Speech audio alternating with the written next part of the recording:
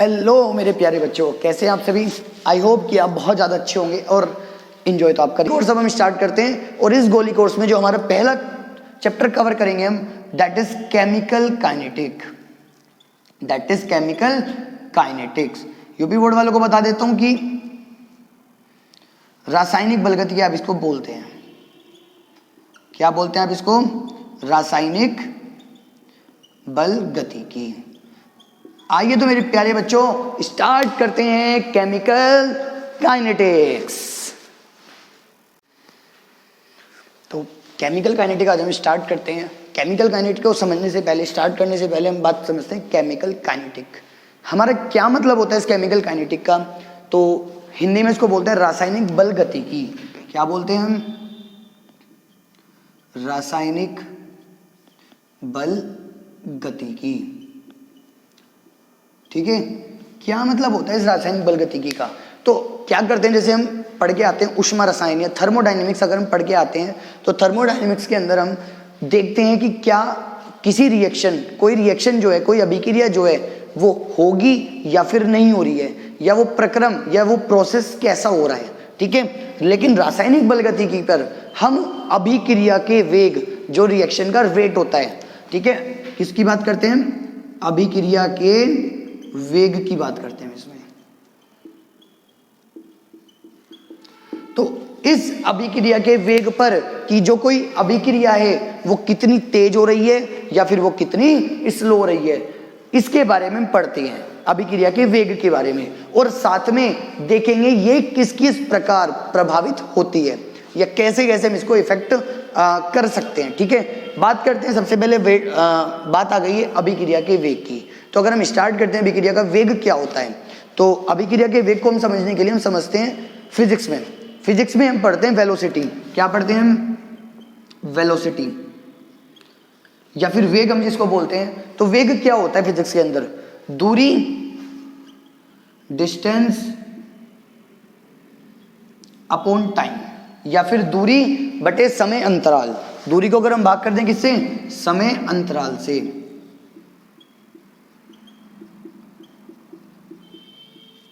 ठीक है, अब लेकिन बिल्कुल इसी तरीके से जैसे हम फिजिक्स के अंदर वेलोसिटी वेग को पढ़ के आते हैं, उसी तरीके से हम केमिस्ट्री के अंदर पढ़ते हैं अभिक्रिया का वेग। लेकिन अगर हम इस फॉर्मूले में बात करें, चलो बात सही है, समय अंतराल टी है, समय है, समय तो हम यूज होता है केमिस्ट्री में, कोई दिक्कत नहीं है, लेकिन दूरी तो यूज नहीं होती। लेकिन हम दूरी की जगह क्या यूज करते हैं? वहां पर हम दूरी की जगह यूज करते हैं सांद्रता। क्या यूज करते हैं? सांद्रता। तो अभिक्रिया का वेग जो होगा वो बन जाएगा R बराबर किसके? सांद्रता में परिवर्तन, सांद्रता में परिवर्तन बटे समय अंतराल। आ गई बच्चा पार्टी बात समझ में? कोई डाउट तो नहीं है किसी को भी? तो जैसे हम फिजिक्स के अंदर वेग को पढ़ के आते हैं, वेलोसिटी को पढ़ के आते हैं, सेम उसी तरीके से हमारा अभिक्रिया का वेग होता है, जिसको हम डिनोट करते हैं किससे? सांद्रता में परिवर्तन बटे समय अंतराल से। शायद यहां तक कोई डाउट नहीं होगा। पेपर के अंदर इसकी डेफिनेशन तक पूछी जाती है। तो अगर हम इसकी डेफिनेशन बनानी है तो हम कैसे बनाएंगे? देखिए, अपने माइंड में कंसीडर कीजिए कि जो समय अंतराल है वो सपोज 1 सेकंड है। जो समय अंतराल है वो कितना है हमारा? 1 सेकंड है। अगर समय अंतराल 1 सेकंड है तो भैया जी वेग बराबर किसके हो गया? सांद्रता में परिवर्तन के। बात कोई डाउट है क्या यहां तक? बताइए, वेग बराबर किसके हो गया? सांद्रता में परिवर्तन बटे समय अंतराल। समय अंतराल को आपने कितना मान लिया? 1s, मतलब 1 सेकंड मान लिया है, मान लिया। तो वेग बराबर आ गया किसके? सांद्रता में परिवर्तन के। इसका मतलब जो किसी भी अभिक्रिया का वेग होगा, जो किसी भी अभिक्रिया का वेग होगा वो होगा सांद्रता में परिवर्तन के। किसी भी अभिक्रिया का वेग सांद्रता में परिवर्तन के बराबर होता है। लेकिन कब होता है? जब समय अंतराल 1 सेकंड हो। जब समय अंतराल कितना हो? 1 सेकंड हो। तो बात समझ में आ गई अभिक्रिया के वेग की। लेकिन अब हम बात करते हैं, अभिक्रिया लेते हैं। तो हमने कोई अभिक्रिया मानी है कि भाई ए से हमें क्या मिल रहा है? ए से हमें बी मिल रहा है। अब मैं आपको बताता हूं, देखो क्या होता है जब हम कोई अभिक्रिया करते हैं तो जो इस साइड हम लिखते हैं वो होते हैं हमारे अभिकारक। क्या होते हैं हमारे? वो या फिर रिएक्टेंट्स बोलते हैं इनको, लेकिन जो इधर लिखते हैं उनको बोलते हैं प्रोडक्ट्स, या फिर उत्पाद बोलते हैं, नहीं बोलते हैं। तो जैसे जैसे रिएक्शन आगे बढ़ती है, क्या होता है, जैसे जैसे रिएक्शन आगे बढ़ती है तो हमारे अभिकारक जो होते हैं उनकी सांद्रता में परिवर्तन होता है, और वो सांद्रता में जो परिवर्तन होता है वो इसकी सांद्रता को घटा देता है या नहीं घटा देता। फॉर एग्जाम्पल, आप एनर्जी आपकी लो हो गई है तो आप क्या करोगे, आप फ्रूट्स खाओगे, तो फ्रूट्स की जो क्वांटिटी है, फ्रूट्स की जो मात्रा है वो कम हो गई जब आपने उसको खाया, लेकिन आपकी जो एनर्जी है वो इंक्रीज हो गई। मतलब फ्रूट्स जो थे वो कन्वर्ट हो गए किसमें, पावर में या फिर एनर्जी में। तो फ्रूट्स की कंसंट्रेशन जो है वो कम हो गई है, फ्रूट्स की जो मात्रा है वो कम हो गई है, लेकिन प्रोडक्ट की मात्रा, एनर्जी की मात्रा बढ़ गई है, नहीं बढ़ी। तो जब भी कोई अभिक्रिया होती है इसका मतलब है कि अभिकारक की सांद्रता में कमी होती है, घट जाती है, लेकिन उत्पाद की सांद्रता में वृद्धि हो जाती है। क्या कोई डाउट है यहां तक किसी को, जल्दी बोलो।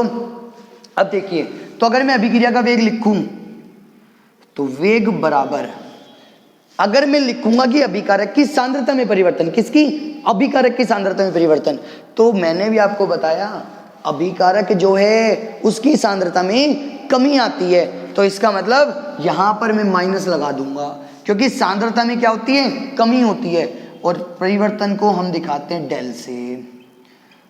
कोई डाउट है क्या यहां तक, बताइए। सांद्रता में परिवर्तन, या फिर इसको ऐसे लिखिए, तो मैं इसको कैसे लिख सकता हूं, इसको मैं ऐसे लिख सकता हूं, देखिए मैं अगर वेग को लिखना चाहूं तो वेग बराबर,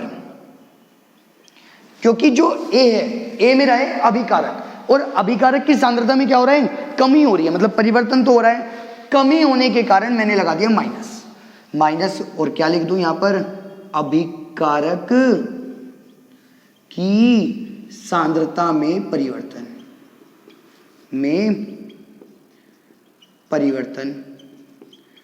अपॉन समय अंतराल लिख सकता हूं, कोई दिक्कत तो नहीं। या फिर अगर आपका मन अभिकारक के लिए लिखने का नहीं है तो उत्पाद के लिए लिख लो, लेकिन मैंने भी आपको बताया था फ्रूट्स कम हो रहे हैं लेकिन एनर्जी, ऊर्जा बढ़ रही है, तो इसका मतलब अगर मैं अभिकारक के लिए लिखूंगा तो माइनस लगाऊंगा, लेकिन उत्पाद के लिए लिखूंगा, प्रोडक्ट के लिए लिखूंगा तो मुझे लगाना पड़ेगा प्लस, और ये फॉर्मूला जो का तो बन जाएगा। बस अभिकारक की जगह यहां पर हम लिख देंगे उत्पाद की सांद्रता में परिवर्तन बटे समय अंतराल।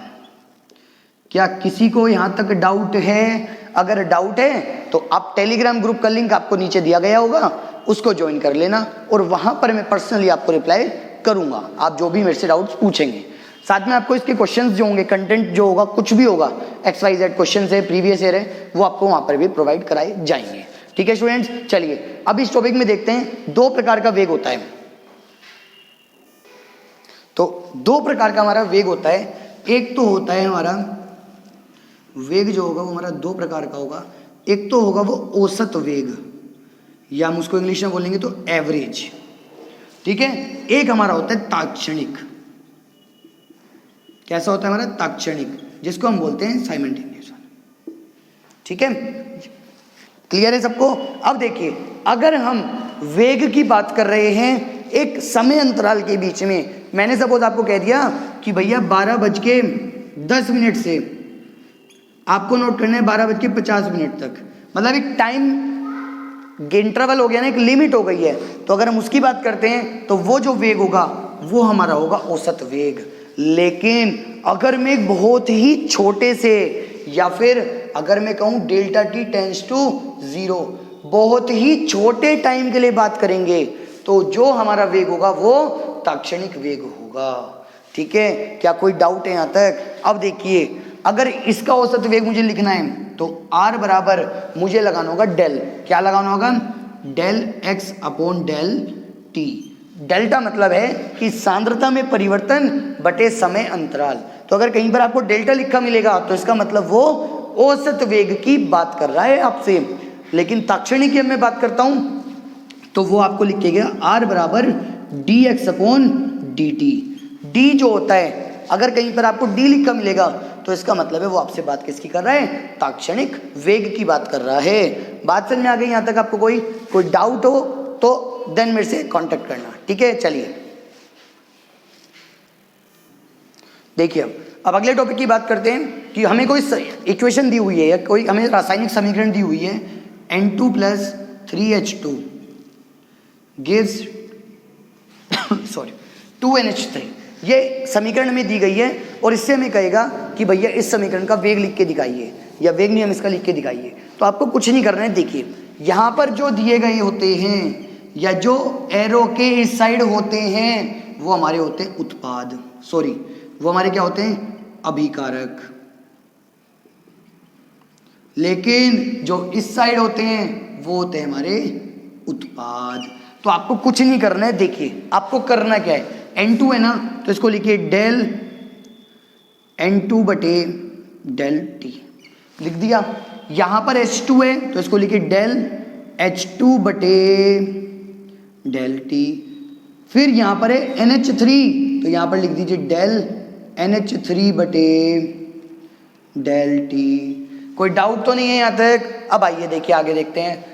N2 की गुणा में क्या है, 1, तो लिख दीजिए 1/1, ठीक है। इनको हम क्या बोलते हैं, स्टोइचोमीट्रिक गुणांक, ठीक है। एक बार चेक कर लेंगे लिखने से पहले कि क्या जो समीकरण दी गई है वो बैलेंस है, संतुलित है। अगर संतुलित है तो डायरेक्ट लिख देंगे, नहीं है तो संतुलित कर लेंगे। H2 की गुणा में क्या लिखा हुआ है, 3, तो लिख देंगे 1/3। NH3 की गुणा में क्या लिखा हुआ है, 2, तो लिख देंगे 1/2। कोई डाउट? बराबर के चिन्ह भी लगा लो यहीं पे, लग गए। मैंने अभी आपको पढ़ाया था कि जो अभिकारक होते हैं उनकी सांद्रता में कमी होती है लेकिन उत्पाद की सांद्रता में वृद्धि होती है। तो करते हैं फिर, ये अभिकारक है तो इसके आगे लगा दीजिए माइनस, ये भी अभिकारक है तो इसके आगे लगा दीजिए माइनस, लेकिन ये उत्पाद है तो इसके आगे क्या लगा दीजिए, प्लस। और ये बन गया इसका वेग।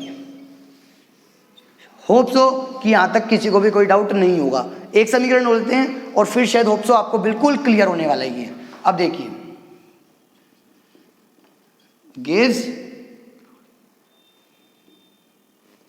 गिव्स बारे बोलो तो ये कोई समीकरण हमें दी गई है, इसका हमें वेग नियम लिखना है। कुछ नहीं करना है। क्या है, ए बी और डी, इनको मैं क्या लिख दूं अभी बताया, डेल ए बटे डेल टी। बी के लिए लिखो del B upon del T, D के लिए लिखो del D upon del T. Clear है? अब यहां पर ए की गुणा में क्या है, एन है तो 1/n, बी की गुणा में क्या है, m है तो 1/m, डी की गुणा में क्या है, d है तो 1/d हो गया। और साथ में क्या बताया था कि इक्वल लगा लेना। अब देखिए a और b क्या है, हमारे अभिकारक हैं तो इनके आगे तो मैं लगा दूंगा माइनस, लेकिन ये क्या है, हमारा उत्पाद है तो ये बन गया इनका वेग नियम। इसका न्यूमेरिकल मैं कराऊंगा बोर्ड में, इसका न्यूमेरिकल भी आता है, ठीक है। बात समझ में आ गई वेग नियम कैसे लिखना है? आइए तो फिर अगले टॉपिक पर चलते हैं। चलिए तो अब हम बात करते हैं मात्रक की। किसके? वेग को हम पढ़ रहे थे अभी तक, तो वेग का जो मात्रक होगा, मैंने आपको पढ़ाया कि वेग जो है, अभिक्रिया का वेग जो है वो हमारा क्या था, सांद्रता बटे या अपॉन समय अंतराल था या नहीं था?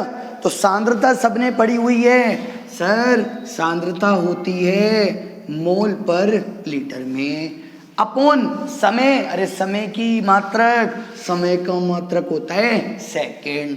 तो वेग का जो मात्रक आ गया वो हमारा कितना आया है, mole litre inverse second inverse.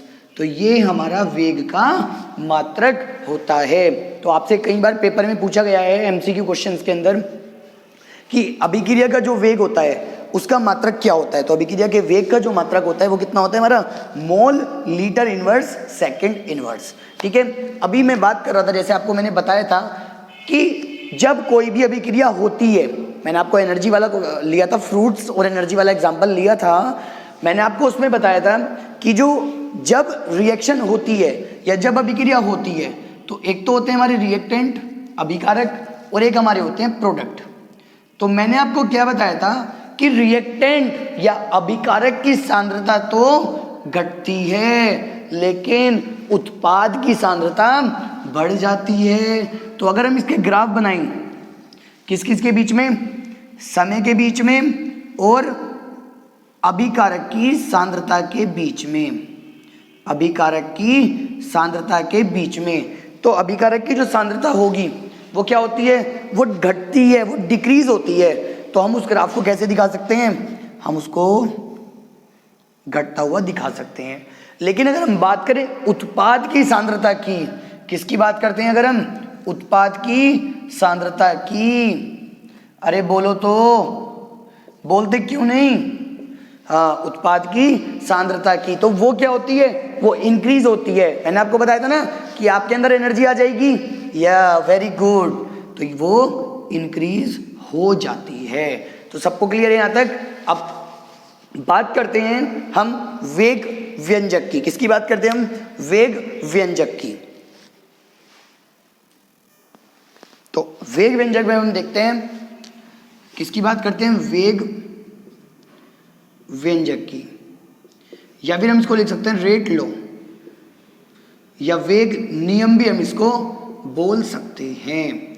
ये इसका क्वेश्चन जो है वो हर साल मैक्सिमम टाइम पेपर में हमसे पूछा भी जाता है। अब देखिए, सपोज हमारी कोई समीकरण है या कोई हमारी अभिक्रिया है, ए प्लस बी गिव्स, हमारा क्या बन रहा है बेटा, उत्पाद बन रहा है, प्रोडक्ट बन रहा है। तो हम ये देखते हैं कि जो इस अभिक्रिया का वेग होगा, जो इस अभिक्रिया का क्या होगा, वेग होगा, तो रेट या फिर वेग, वो अनुक्रमानुपाती होता है, वो निर्भर करता है अभिकारक की सांद्रताओं के, क्या, अभिकारक की सांद्रताओं के। तो यहां पर अभिकारक कौन कौन है मेरे, ए भी है और बी भी है, तो ए की सांद्रता पर और बी की सांद्रता पर, लेकिन निर्भर तो करता है ए और बी की सांद्रता पर, लेकिन उनके ऊपर कुछ घात लगाई जाती है, उनके ऊपर क्या लगाई जाती है, कुछ घात लगाई जाती है। एक बात का ध्यान रखना यहां पर, ये जो घात लगेगी, ये जो घात लगेगी, तो ये हमेशा फिक्स नहीं होगी। ये क्या नहीं होगी बेटा जी, फिक्स नहीं होगी। इसका मतलब मैं कहना क्या चाह रहा हूं आपसे, मैं कहना चाह रहा हूं जैसे यहां पर ए की गुणा में ए लिखा है, बी की गुणा में बी लिखा है, तो इससे हम ये नहीं कह सकते कि जो घात जाएगी वो ये ए और ये बी ही होगी, ये अलग भी हो सकती है और इन एनी केस ये सेम भी हो सकती है। तो आपने पढ़ा है फिजिक्स के अंदर कि जब आप इस अनुपात के साइन को हटाते हैं तो एक कांस्टेंट लगाते हैं, नियतांक लगाते हैं, तो जो वेग होगा, तो वेग बराबर, आपने नियतांक घटाया, सॉरी आपने नियतांक लगाया k, a की पावर m और b की पावर n, ये हो गया। तो ये जो k है यहाँ पर, जो ये k है, इसको आप बोलते हैं वेग स्थिरांक। क्या बोलते हैं आप इसको, वेग स्थिरांक, ठीक है। तो अगर आपसे पेपर में पूछ लिया जाए कि वेग स्थिरांक होता क्या है, वेग स्थिरांक होता क्या है, इसकी परिभाषा लिखिए, तो वही सिंपल परिभाषा क्या करेंगे, ये वेग जो है यहां पर है वेग बराबर k, a की पावर m, b की पावर n। अब क्या काम करो, a और b की सांद्रता को क्या मान लो आप, 1m मान लो। लेट सपोज मान लिया हमने कि a और b की सांद्रता हमारे लिए कितनी हो गई है, 1m हो गई है। तो यहां पर वेग बराबर k, जब यहां पर 1 रखूंगा तो क्या बन जाएगा, 1 की पावर m, जब यहां पर 1 रखूंगा तो क्या बन जाएगा, 1 की पावर n। और किसी की पावर, 1 की पावर कुछ भी हो तो उसका मान कितना होता है, अरे बोलो तो, वेग बराबर k।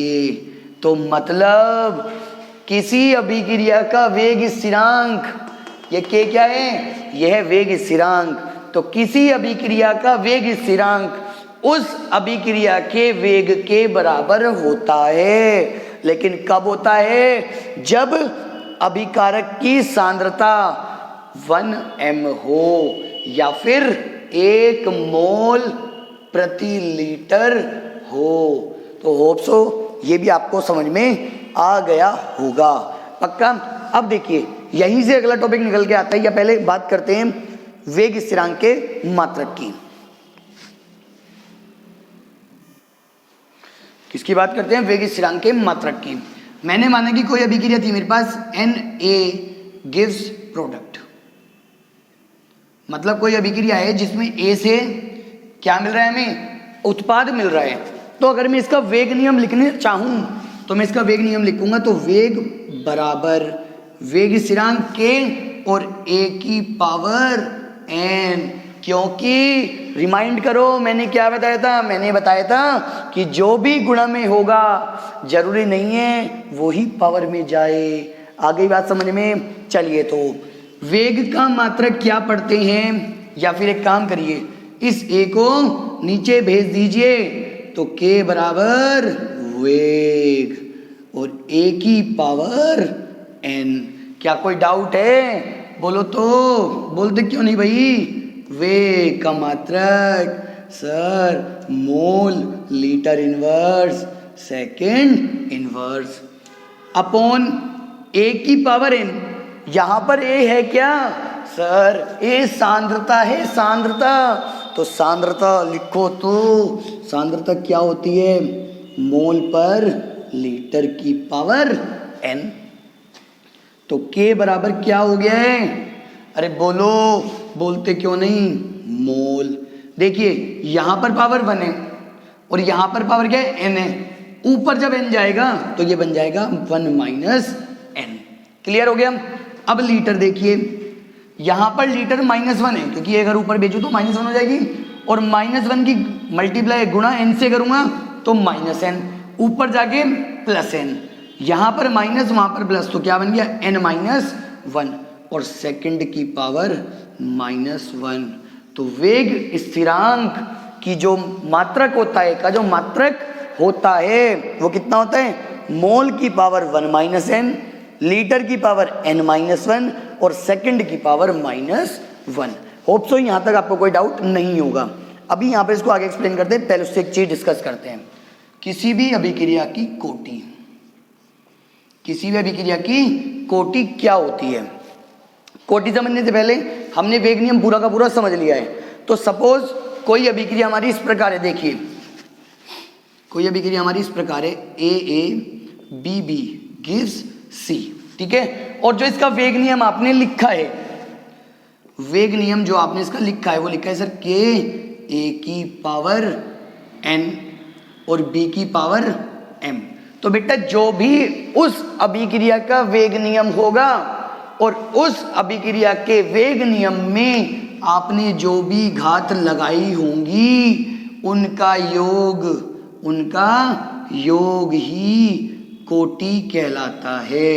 उनका योग ही क्या कहलाता है बेटा? कोटि कहलाता है। तो कोटि बराबर n+m। दोबारा समझिए, आपकी कोई अभिक्रिया दी हुई थी AA + BB गिव्स C, उसका जो वेग है वो है K A की पावर N B की पावर M। तो जो भी आपने पावर में लिखा है, घातों में लिखा है, वही योग क्या होगा? वही योग कहलाता है आपका कोटि। क्या कोई दिक्कत है यहां तक? बोलिए फटाफट। तो यहां पर ये जो n है ये क्या है? ये है कोटि। ये क्या है बेटा? आपकी कोटि। ये n ही आपका अभिक्रिया की कोटि है। तो अगर मैं कहूं कि इस अभिक्रिया की कोटि 0 है तो इसका मतलब मैं क्या कह रहा हूं? n बराबर 0 कह रहा हूं, नहीं कह रहा हूं भाई? 0 कोटि की अभिक्रिया तो 0 कहूंगा ना। तो बस सिंपल सी बात है, 0 कोटि की अभिक्रिया का वेग स्थिरांक का मात्रक बताइए। ये सपोज क्वेश्चन आ जाए तो आप क्या करोगे? इस फॉर्मूले में आप n की जगह 0 रख दोगे, नहीं रख दोगे? बोलो तो। बोलते क्यों नहीं? लिखो तो फिर। तो k बराबर 0, 1 में से 0 गया 1 मोल, 0 - 1 तो लीटर की पावर क्या आ गई बेटा? -1 और सेकंड की पावर -1। लेकिन किसके लिए बेटा? 0 ऑर्डर के लिए या 0 कोटि के लिए। अगर मैं यहां पर 1 रखूं भाई, प्रथम कोटि के लिए अगर मैं निकालता हूं तो 1 - 1 0, 1 - 1 0, और किसी की पावर भी 0 होती है तो मान कितना हो जाता है उसका? 1 और सेकंड की पावर -1। तो k बराबर सेकंड की पावर -1। ये हो गया कौन सा हमारा फर्स्ट ऑर्डर। मुझे अगर सेकंड ऑर्डर के लिए निकालना हो द्वितीय कोटि के लिए तो 2 रखो यहाँ पर, 1 - 2 -1, तो मोल की पावर क्या आ गया बेटा हमारा -1, 2 - 1 1 और सेकंड की पावर -1, तो ये हमारा क्या आ गया बेटा जी सेकंड ऑर्डर आ गया हमारा। तो इस तरीके से हम किसी भी अभिक्रिया के वेग स्थिरांक का मात्रक ज्ञात कर सकते हैं। और पेपर में चाहे MCQ क्वेश्चन हो चाहे 1 मार्क्स हो, यूपी बोर्ड हर साल एक नए क्वेश्चन यहाँ से डालता जरूर है कि भैया वेग स्थिरांक का मात्रक क्या है। बात समझ में आ गई सबको? आइए तो फिर आगे डिस्कस करते हैं इसको।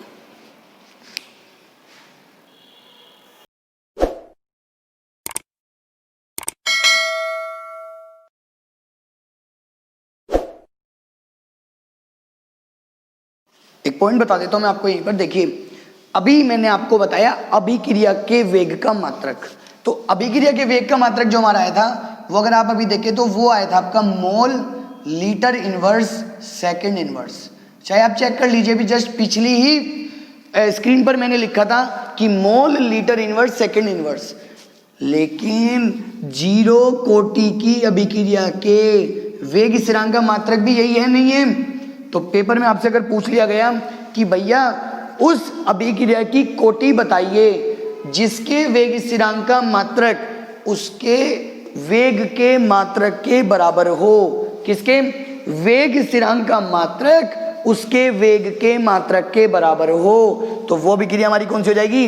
वो अभिक्रिया हमारी हो जाएगी जीरो कोटि की या फिर शून्य कोटि की अभिक्रिया। बात आ गई समझ में? अब बात करते हैं आणविकता की। आइए तो आणविकता क्या है? अब ये आणविकता क्या है? ये आणविकता। चलिए तो फिर आणविकता की अगर हम बात करते हैं तो देखो नाम से क्लियर है, आणविकता इंग्लिश में बोलते हैं इसको मोलिकुलरिटी। क्या बोलते हैं इसको? मोलिकुलरिटी।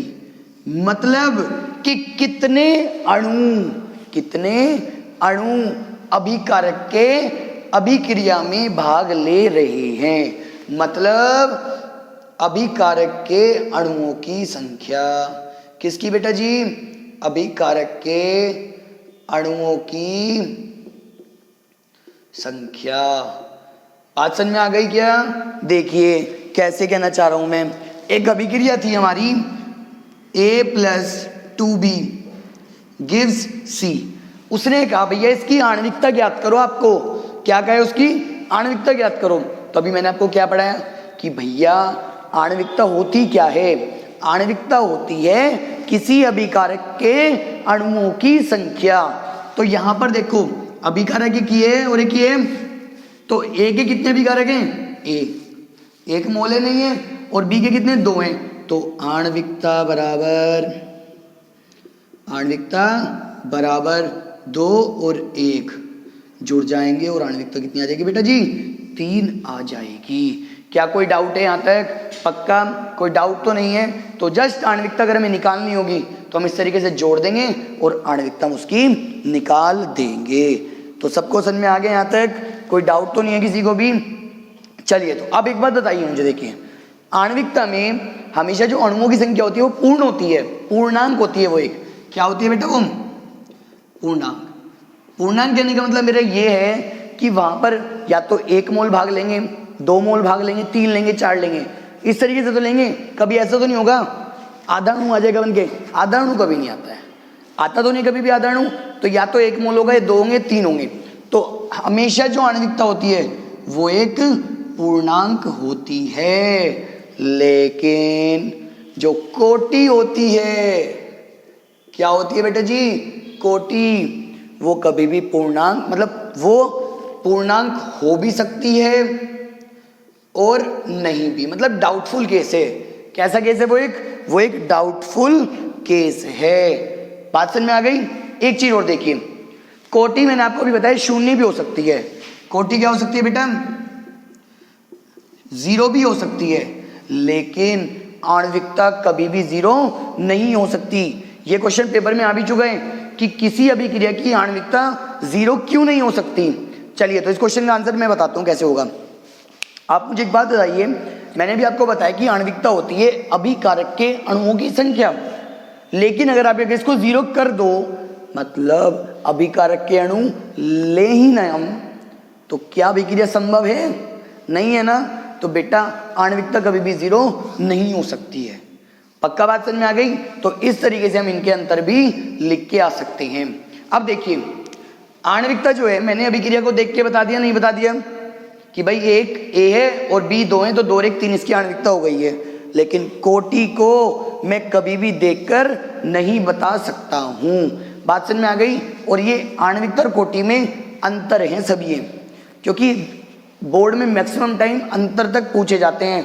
वो कहता है कि आणविकता और कोटि में 2 अंतर लिखिए, आणविकता कोटि में 3 अंतर लिखिए, तो हम सिंपल से अंतर को लिख के आ सकते हैं। ठीक है, अब एक क्वेश्चन करते हैं जिससे हम बताएंगे कि कैसे हम आणविकता और कैसे हम कोटि को ज्ञात कर सकते हैं। चलिए तो फिर देखिए इस क्वेश्चन के अंदर, इस क्वेश्चन में एक समीकरण दिया है, उसने कहा है कि a + 2b gives c + d। ये एक अभिक्रिया है कोई, उसका जो वेग लिखा है उसने कहा भी उसका वेग जो है वो k a⁴x b⁴y है। तो आपको ज्ञात करना है कोटि और आणविकता। तो मैंने अभी आपको क्या पढ़ाया था कि भैया जो भी वेग नियम की घातों में लगा हुआ होगा उसका योग आपका क्या होता है? कोटि होता है। तो यहां पर कोटि बराबर घात में x लग रहा है और क्या लग रहा है? y है, तो इन दोनों का योग क्या हो जाएगा? हमारा कोटि हो जाएगा। लेकिन अगर मैं बात करूं आणविकता की, तो आणविकता क्या हो जाएगी हमारी? एक तो a है और b कितने हैं हमारे यहां पर? 2 हैं, तो 1 + 2 = 3। बात सबको समझ में आ गई है? चलिए तो अब यहीं पर हम बात करते हैं आभासी एकाणुक अभिक्रिया की। किसकी बात करते हैं हम यहां पर? आभासी एकाणुक अभिक्रिया। देखिए एक बात मुझे बताइए जरा, इतना बड़ा समुंदर, क्या है इतना बड़ा समुंदर, अगर आप समुद्र में से, समुद्र दैट इज नॉट समुंदर, दैट इज समुद्र है ना। तो चलिए तो फिर अगर आप समुद्र में से एक बाल्टी बकेट पानी बाहर निकाल लें, क्या समुद्र के बहने पर, समुद्र में जो पानी बह रहा है, क्या कोई प्रभाव पड़ने वाला है? नहीं पड़ेगा ना। तो अब समझिए बात को, तो जब समुद्र के एक बाल्टी आपने पानी निकाल लिया, कोई फर्क नहीं पड़ना।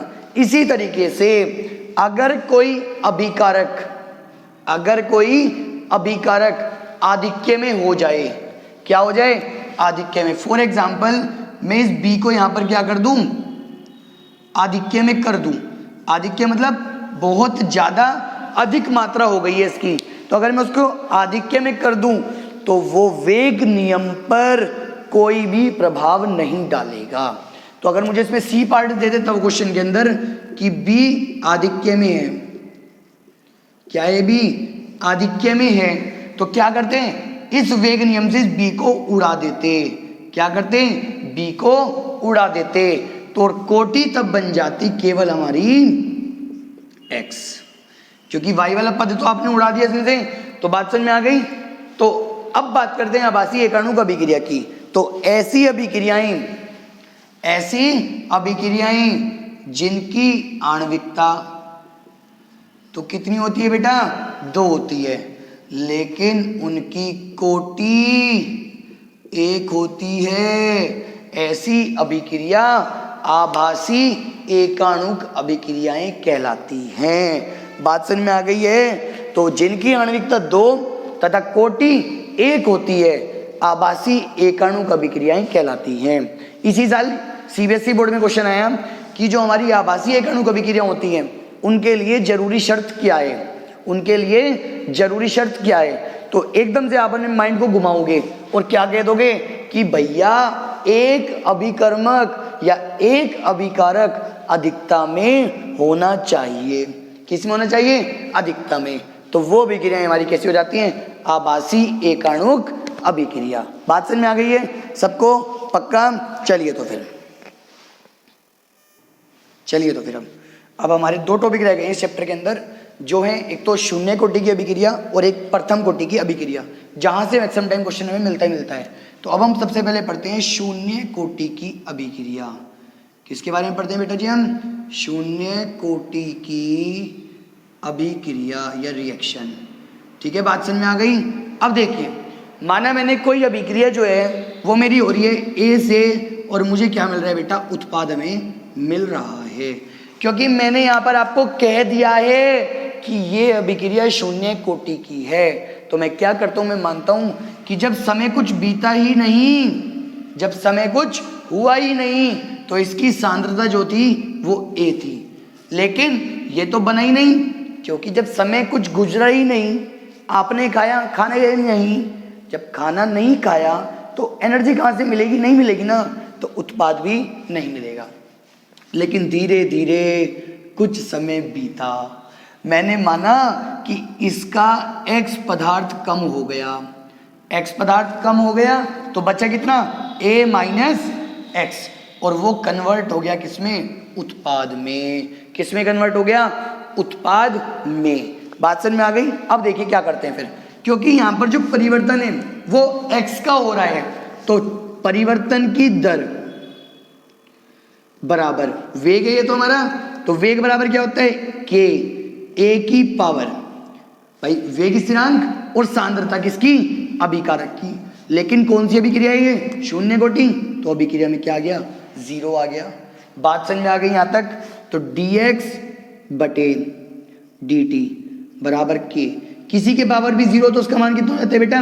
1 हो जाता है। dt को इधर उठाकर फेंक दो, तो dx बराबर k dt। ठीक है, अब क्या करो, इसका इंटीग्रल कर दो। जब हम इंटीग्रल करेंगे तो इंटीग्रल dx बराबर इंटीग्रल k dt, एक मिनट, हाँ ठीक है, k dt।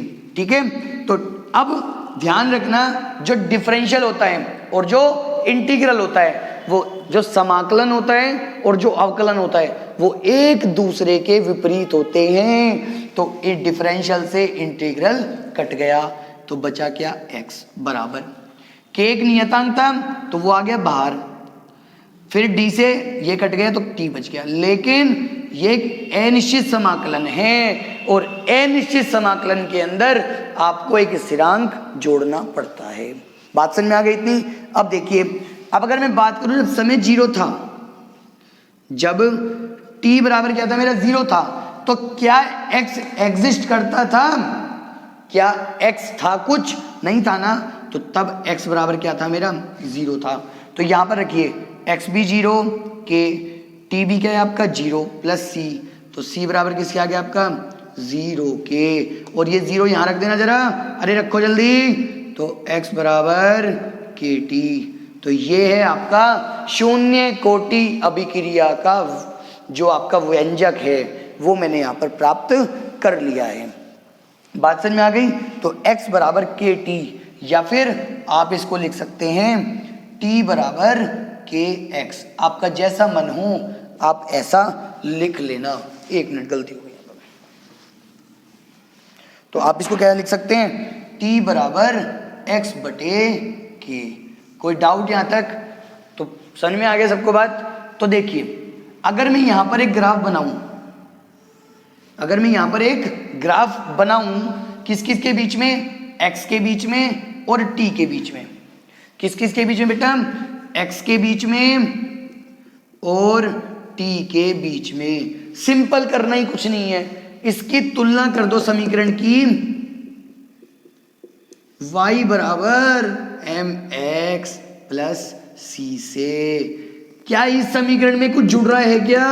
नहीं जुड़ रहा, तो इसका मतलब ये ग्राफ यहां से स्टार्ट होने वाला है। ठीक है, y क्या है? x है, तो y x ये होता है, तो ये रहा x की जगह क्या है बेटा जी? t है, और यहां से ग्राफ स्टार्ट होगा, जिसका जो m है वो इक्वल टू किसके आएगा बेटा? k के आ जाएगा। क्या कोई दिक्कत है यहाँ तक? अब देखिए, ये पहला हो गया, ये मैं दूसरा पॉइंट मान लेता हूँ ग्राफ वाला। अब तीसरे पॉइंट की बात करता हूँ इस अभिक्रिया के अंदर।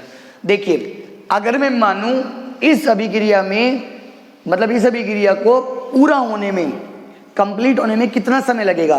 तो देखिए अभी आपने पढ़ा कि T बराबर होता है x बटे k, ठीक है। तो देखिए अगर ये x आप कह रहे हो कि समय अभी कर रहे हो पूरा करना है, तो ये पूरा का पूरा a कन्वर्ट किस में हो जाएगा, x में। तो मतलब आप x की जगह क्या रख दो, a रख दो। तो x बराबर a रखने पर तो T बराबर क्या आ गया बेटा, a बटा k।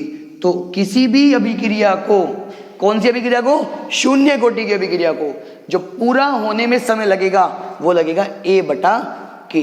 बात समझ में आ गई, कोई दिक्कत तो नहीं है। जितनी भी अभिक्रिया प्रकाश की उपस्थिति में होंगी बेटा जी, प्रकाश की उपस्थिति में होंगी, वो सारी की सारी अभिक्रिया शून्य कोटि की अभिक्रियाएं होती हैं। बोर्ड में क्वेश्चन चल रहा है आजकल बहुत ज्यादा, वो कहता है H2 + Cl2 और इसके ऊपर सूर्य का प्रकाश और 2HCl वो बना देता है। वो कहता है भैया इस अभिक्रिया की कोटि बताइए। अरे क्या कहूँ बस, मैं समझ में नहीं आता कभी कभी। तो जब मैंने कह दिया प्रकाश की उपस्थिति है तो 0 कोटि की अभिक्रिया है, ये नहीं प्रकाश की उपस्थिति, तो इसकी कोटि कितनी हो गई, इसकी कोटि हो गई 0। और इसकी आणविकता, आणविकता एक ये है एक ये है, तो 1 + 1 कितनी हो गई बेटा, 2 हो गई है। बात समझ में आ गई। अब बात करते हैं वेग स्थिरांक की इकाई की। किसकी बात करते हैं बेटा जी, वेग स्थिरांक की इकाई की। तो अभी तो मैंने आपको बताया जस्ट कि इसके वेग स्थिरांक की इकाई क्या होती है, mole litre inverse second inverse. अकेली शून्य कोटि की अभिक्रिया ऐसी अभिक्रिया है जिसके वेग स्थिरांक की इकाई अभिक्रिया के वेग की इकाई के बराबर होती है। बात समझ में आ गई है। अब देखते हैं अर्ध आयु काल।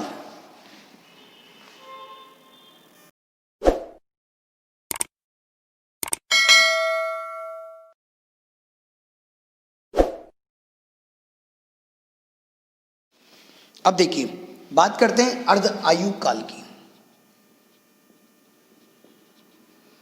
अर्ध आयु काल की अभी आपको मैंने पढ़ाया कि T बराबर होता है x बटे k।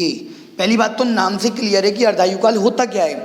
अर्ध आयु काल मतलब आपके पास 100 ग्राम कोई चीज थी और वो आपने खानी स्टार्ट की, मजा आ गया। तो जब वो उसकी आधी रह जाएगी तो उसकी प्रारंभिक मात्रा का आधा होने में जो समय लगेगा, मतलब 100 ग्राम से 50 ग्राम होने में जो समय लगेगा, उसको आप क्या बोल दोगे बेटा जी, उसको आप बोलेंगे अर्ध आयु काल। कोई दिक्कत तो नहीं आता। कब देखिए ये जो x है, ये x अब परिवर्तन की दर कितना परिवर्तित हो रहा है, तो आपको कितना परिवर्तन करना है, प्रारंभिक सांद्रता का हाफ। तो इसका मतलब x बराबर क्या हो गया यहाँ पर हमारा a/2। तो लेकिन अर्धायु काल को आप या तो t 1/2 ऐसे लिखते हैं, या फिर लिखते हैं t 0.5, या फिर लिखते हैं t 50%। तो जब आप अर्धायु काल की बात कर रहे हैं तो x की जगह तो लिखना है आपको a/2 और t की जगह आप क्या लिख लीजिए 1/2 इक्वल्स टू x की जगह क्या लिख दिया मैंने a/2 अपॉन k। तो t हाफ बराबर a/2k। अब देखिए ये हो गया है। पेपर के अंदर क्वेश्चन आएगा, यहां से अगर मैं देखूं तो 2 भी नियतांक है और ये k भी नियतांक है, तो t half is directly proportional to a। मतलब शून्य कोटि की अभिक्रिया के लिए जो अर्धायु काल होता है वो उसकी प्रारंभिक सांद्रता के समानुपाती होता है। पेपर के अंदर क्वेश्चन आता है कि सिद्ध कीजिए कि शून्य कोटि अभिक्रिया का अर्धायु काल उसकी प्रारंभिक सांद्रता के समानुपाती होता है। तो बस आपको ये डेरिवेशन करके आना है इतना सा वहां पर। ये आपसे एमसीक्यू में पूछ लेता है वो कि भैया बताइए, एक अभिक्रिया है जिसका अर्धायु काल उसकी प्रारंभिक मात्रा पर निर्भर करता है, तो बस हम क्या बता देंगे कि भैया वो शून्य कोटि की अभिक्रिया है जिसको आप गली गली में ढूंढ रहे थे, लेकिन वो यहां पर बैठी हुई है। ठीक है ना। आइए तो प्रथम कोटि करते हैं। चलिए तो अब हम करते हैं प्रथम कोटि की अभिक्रिया। ठीक है, लेकिन इसको मैं तब कराऊंगा जब तुम चैनल को सब्सक्राइब कर दोगे। अगर चैनल को सब्सक्राइब नहीं करोगे तो मैं इसको नहीं पढ़ाऊंगा। अब देख लो तुम, चैनल को सब्सक्राइब करना है, शेयर करना है, और साथ में कोई भी आपको डाउट है तो आपको डिस्क्रिप्शन बॉक्स में हमने टेलीग्राम ग्रुप का लिंक प्रोवाइड कराया है, आप उस ग्रुप को ज्वाइन कर लेना। उस ग्रुप को ज्वाइन करके मैं आपको पर्सनली रिप्लाई करूंगा अगर आपको कोई भी डाउट है तो। ठीक है, आप जो भी क्वेश्चन आपके प्रॉब्लमेटिक आ रहे हैं, प्रॉब्लम्स में आ रहे हैं, वो आप वहाँ पर भेजिए मुझे और देन मैं रिप्लाई करूँगा। लेकिन चैनल को शेयर, सब्सक्राइब, लाइक, कमेंट ये सब चीज़ें करनी मत भूलना। ठीक है, कर भला तो हो भला, ध्यान रखना इस बात का। आइए प्रथम कोटि की अभिक्रिया। मैंने माना कोई अभिक्रिया थी ए जिससे हमें मिल रहा था उत्पाद। कोई डाउट नहीं है यहाँ तक। मैंने वही काम किया कि जब भैया समय 0 था तो ये तो ए था, लेकिन ये तो बना ही नहीं उस टाइम में। अजी मतलब ही नहीं है सर जी, कैसी बात कर रहे हैं आप हैं। जब कुछ समय बीता तो अब मैं क्या कह सकता हूँ, जब कुछ समय बीतेगा तो इसका कुछ अमाउंट इसमें कन्वर्ट हो जाएगा, नहीं हो जाएगा। मैंने माना कि इसका x ग्राम इसके x ग्राम में बदल गया, तो बेटा इसका x ग्राम तो बदल गया, तो बचा कितना, हाँ a माइनस एक्स। क्या कोई डाउट है यहाँ तक? बोलो तो, बोलते क्यों नहीं? तो देखिए परिवर्तन dx का ही हो रहा है, तो dx बटे dt बराबर k। सांद्रता में परिवर्तन जो है वो है a माइनस एक्स, लेकिन ये कोटि कौन सी है? ये प्रथम कोटि, तो यहाँ पर कितना आ गया, 1 आ गया। बात समझ में आ गई कोई? तो देखिए अब इस dt को तो इधर कूदा दो और इस a माइनस एक्स को इधर भेज दो। क्यों रखा? क्योंकि यहाँ पर x है और यहाँ पर भी x है, तो ये बन गया dx बटे a माइनस एक्स बराबर k, और उधर जाके क्या हो गया बेटा, वो dt हो गया है। अब आइए एक बात बताता हूँ आपको, यहाँ पर हम करेंगे इंटीग्रल। क्या करेंगे बेटा जी? इंटीग्रल। तो इंटीग्रल dx बटे a माइनस एक्स बराबर इंटीग्रल k dt। थोड़ा सा इंटीग्रल के बारे में वहाँ पर मैं आपको बता देता हूँ। पहले अगर हम 1/x का इंटीग्रल करते हैं तो वो होता है हमारा ln x। ln होता है बेस e पर, होता log ही है, वो ln होता है, लेकिन e बेस पर जो होता है। ठीक है, और ये मैंने आपको बताया गया है कि भैया अगर इंटीग्रल भी हो और डिफरेंशियल भी हो तो कट जाते हैं और बच जाता है क्या है हमारा, t है। अब देखिए ये अगर मैं इसको माइंड में कंसीडर कर लूँ कि ये x है, तो ये बन गया 1/x, और 1/x का डिफरेंशियल क्या होता है, इंटीग्रल क्या होता है sir, log e a minus x. लेकिन जो भी x की गुणा में होता है वो बाहर आ जाता है। x की गुणा में क्या है, यहाँ पर माइनस है ना, तो माइनस बाहर आ जाएगा, बराबर k बाहर और dt और इंटीग्रल, तो क्या बच गया हमारा, t बच गया। लेकिन c लगाना मत भूलना।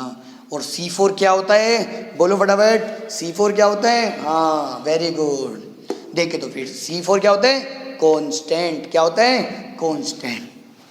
अब देखिए अगर मैं बात करूं जब t बराबर क्या था मेरा, 0 था, तो t पर क्या x था क्या कुछ, अरे x था क्या कुछ, तो t पर x बराबर क्या था हमारा, 0।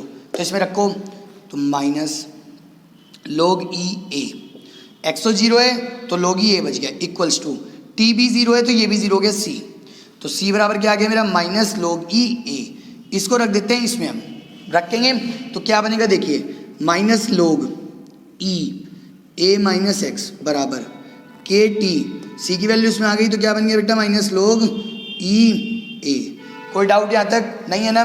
देखिए इस माइनस को भेज दीजिए इधर, तो ये हो गया log e a minus log e a minus x बराबर के टी। एक मिनट में देखता हूँ स्पेस कहाँ तक बोर्ड पर। तो देखिए अब log a minus log b, formula होता है log a अपॉन b बराबर, ये किसके आगे बेटा, KT, और यही है आपका प्रथम कोटि अभिक्रिया का व्यंजक। पेपर के अंदर 4-4 नंबर में पूछा जाता है व्यंजक, ठीक है। अगर आपको कोई भी डाउट है तो ज्वाइन और Telegram channel and then comment on there, I will all reply, ठीक है। अब ये देखिए, ये log e, अगर आपको बेस e को चेंज करना होता है बेस 10 में तो आप मल्टीप्लाई कर देते हो किससे, 2.303 log, लेकिन अब बेस e नहीं रहेगा, अब बेस हो जाएगा 10 बराबर KT। ये भी डेरिवेशन यही का है। कोई डाउट तो नहीं है माय डियर स्टूडेंट्स, कोई डाउट तो नहीं है। या फिर आप इसको कैसे लिख सकते हैं, इस टी को आप नीचे भेज दें, टी को आप क्या करें बेटा जी, आप इस टी को नीचे भेज दें तो क्या बन जाएगा ये, तो K बराबर 2.303 upon T log 10 a upon a minus x. कोई डाउट तो नहीं है बेटा जी, यहाँ तक कोई डाउट तो नहीं है। आइए तो अब इसकी कैरेक्टरिस्टिक्स देखते हैं थोड़ी सी। देखिए, तो व्यंजक ये हो गया। पेपर के अंदर आपसे डायरेक्टली पूछा जाता है, एक नंबर में या तो आपसे कह देता है भैया प्रथम कोटि अभिक्रिया का व्यंजक लिखिए, या फिर आपसे कहता है 4 नंबर के क्वेश्चन दे देता है कि भैया सिद्ध करो कि व्यंजक ये होता है, या फिर निकलवा लेता है आपसे। अब देखिए एक बात, अगर मैं इस टी को इधर भेज दूं या फिर ये वाली इक्वेशन ये वाली ले लेता हूं मैं, तो KT बराबर 2.303 log 10 a upon a minus x. कोई डाउट तो नहीं है। 2.303 को भेज दो इधर, तो क्या बन गया हमारा, ये बन गया हमारा KT बटे 2.303 equals to log 10 a upon a minus x. कोई डाउट तो नहीं है। या इसको ऐसे लिख लूँ मैं, log a अपॉन b, तो क्या होता है log a minus log b बराबर KT अपॉन 2.303, ठीक है। इसको इधर भेज दो और इसको इधर भेज दो, तो ये बन गया log 10 a माइनस एक्स बराबर log 10 a माइनस KT बटे 2.303। फिर सिमिलर इसकी तुलना कर दो y बराबर mx प्लस c से, तो जब करूँगा तो देखिए ग्राफ की हालत क्या हो गई, क्या से क्या हो गए। अब देखिए, तो y ये आ गया, ये है log 10 y माइनस एक्स, और x की वैल्यू क्या आ गई हमारी, t आ गई, क्योंकि हमने ग्राफ पहले भी उसमें ही बनाया था। तो c की वैल्यू क्या है हमारी, c की वैल्यू हमारी log 10 a, तो ये कहीं पर यहाँ पर एग्जिस्ट कर रहा होगा log 10 a, ये है हमारा log 10 a। लेकिन m की जो वैल्यू है वो क्या है अब की बार, वो है सर माइनस k अपॉन 2.303। अगर m की वैल्यू प्लस में आएगी तो ग्राफ जाता है ऐसे छू, लेकिन अगर m की वैल्यू माइनस में आएगी तो ग्राफ आएगा शू, ठीक है। तो ग्राफ ऐसे आ जाएगा, और इसका m कितना आ गया, माइनस k बटे 2.303। कोई डाउट तो नहीं होगा यहाँ तक, ठीक है। आइए अब देखते हैं कि प्रथम कोटि की अभिक्रिया को पूर्ण होने में कितना हमारा समय लगता है। देखिए, अब जब आपका फॉर्मूला ये है भैया, t बराबर 2.303 बटे k log 10 a upon a minus x, ठीक है।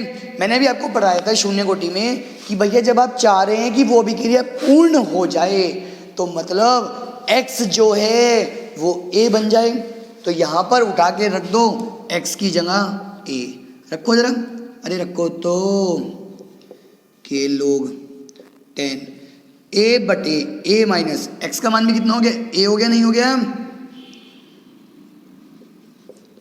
k log 10 a में से a गया 0, और a बटा 0 क्या होता है बेटा आपका, इनफाइनाइट होता नहीं होता है।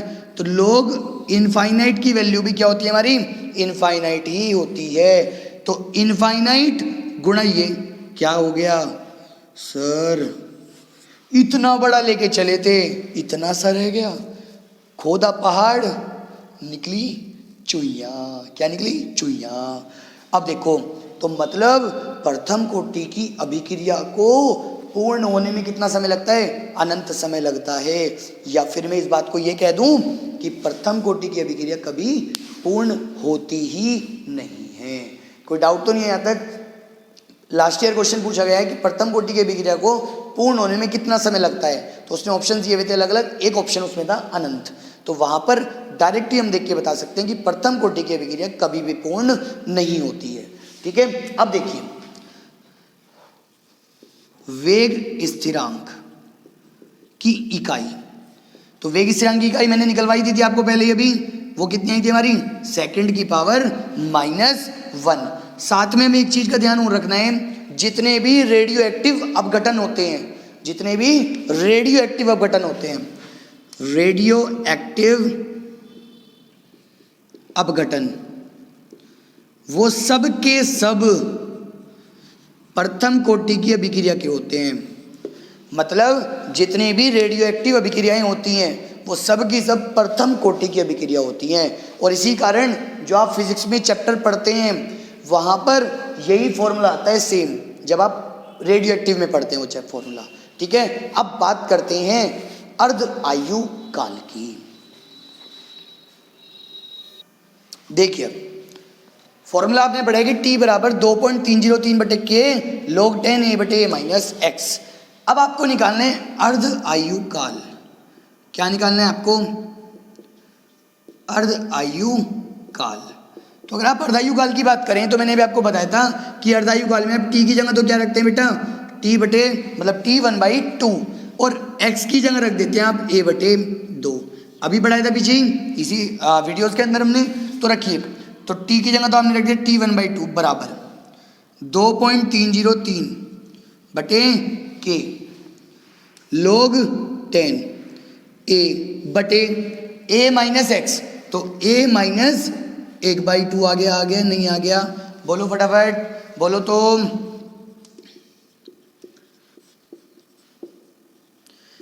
भाई ये तो आपके क्या है आपका? ये तो आपका 1 है। क्या है आपका? 1 है। और ये आपका कितना है? आधा है। तो 1 में से आधा गया, अरे 1 में से आधा गया, बोल तो दो, बड़े बदतमीज है। a में से आधा गया, आधा बचता है। a से 1 कट गया और ये 2 ऊपर आ गया, तो 2.303 बटे के, और ये क्या बन गया बेटा? log 2 बन गया। और log 2 की वैल्यू कितनी होती है? log 2 की वैल्यू मैं आपके लिए यहाँ पर लिख देता हूँ, वो होती है 0.3010। तो रख दीजिए यहाँ पर, रख दीजिए 0.3010, और इसके आपकी गुणा करके आ जाएगा T1/2 बराबर 0.693 बटे के। क्या इसमें, अरे क्या इसमें a है क्या? प्रारंभिक मात्रा है क्या? नहीं है ना। बोर्ड को यही पसंद आ गया और बोर्ड हर साल देता है, सिद्ध करो प्रथम कोटि अभिक्रिया का अर्ध आयु काल प्रारंभिक सांद्रता पर निर्भर नहीं करता। तो बात समझ में आ गई? तो इसको हम लिख देंगे भैया T½ जो है वो a की पावर 0 है, ए निर्भर नहीं करता। बात समझ में आ गई? बोर्ड का फेवरेट क्वेश्चन है, फेवरेट, तो ध्यान से पढ़ना इस क्वेश्चन को। बात समझ में आ गई? और जिसने अभी तक फॉलो नहीं किया है ना, बस बता रहा हूँ, फिर मुझे वही काम करना पड़ेगा महाकाल के आशीर्वाद वाला। जल्दी जल्दी फॉलो कर दो, शेयर करके जाने वीडियो को, बिना शेयर करे कोई भी नहीं जाएगा। बात समझ में आ गई है? अब मैं आपको बताता हूँ, ये चैप्टर थियोरेटिकली यहाँ तक पूरा हो गया है। इस चैप्टर के अंदर एक पॉइंट रह गया है जिसको हम बोलते हैं तापीय गुणांक। क्या बोलते हैं हम इसको? तापीय गुणांक। तापीय गुणांक। देखिए आप क्या करिए, वेग स्थिरांक लीजिए। आप क्या लीजिए? वेग स्थिरांक। एक बार तो आप वेग स्थिरांक को लीजिए। आपने वेग स्थिरांक लिया के, 2 वेग स्थिरांक लिया आपने, एक तो लिया 25 डिग्री सेल्सियस पर और एक आपने लिया 35 डिग्री सेल्सियस पर। तो जो 10 डिग्री के अंतर पर, जब आप 10 डिग्री के अंतर पर वेग स्थिरांकों को लेते हैं तो उन दोनों का अनुपात ही क्या कहलाता है? आपका तापीय गुणांक। तो तापीय गुणांक बराबर हो जाएगा के 35 डिग्री सेल्सियस बटे के 25 डिग्री सेल्सियस। तो 10 डिग्री के अंतर पर, कितने डिग्री के अंतर पर बेटा? 10 डिग्री के अंतर पर वेग स्थिरांकों का अनुपात क्या कहलाता है? तापीय गुणांक कहलाता है। और एक बात का ध्यान रखना है कि जो इसका मान होता है वो 2 से 3 के बीच में ही रहता है, 2 से 3 के बाहर नहीं जाता है। तो आ गई ये बात समझ में? तो होप सो कि आपको चैप्टर समझ में आ गया होगा। अगर तब भी नहीं आए तो आपको डिस्क्रिप्शन बुक में टेलीग्राम का लिंक दिया गया है, आप उस ग्रुप को ज्वाइन करिए, वहाँ पर आप प्रॉब्लम पूछिए, तो I will always help you. ठीक है, बात समझ में आ गई है? तो करिए आप यहाँ पर। एंड होप सो अब हमारी जो नेक्स्ट वीडियो आएगी उसमें हम इसके प्रीवियस ईयर क्वेश्चंस, जैसे मैंने आपको बताया था कि अब हम इसके प्रीवियस ईयर क्वेश्चन या फिर जो बहुत ही ज़्यादा महत्वपूर्ण क्वेश्चन है जो इस साल आ ही सकते हैं, हम वो इसमें डिस्कस करेंगे। ठीक है, बिना सब्सक्राइब करे, बिना शेयर करे कोई नहीं जाएगा, सब शेयर करके जाएंगे। Bye bye student, take care. क्योंकि पहली वीडियो है कैप्सूल कोर्स की, तो नीड योर सपोर्ट। ठीक है student, bye bye, take care.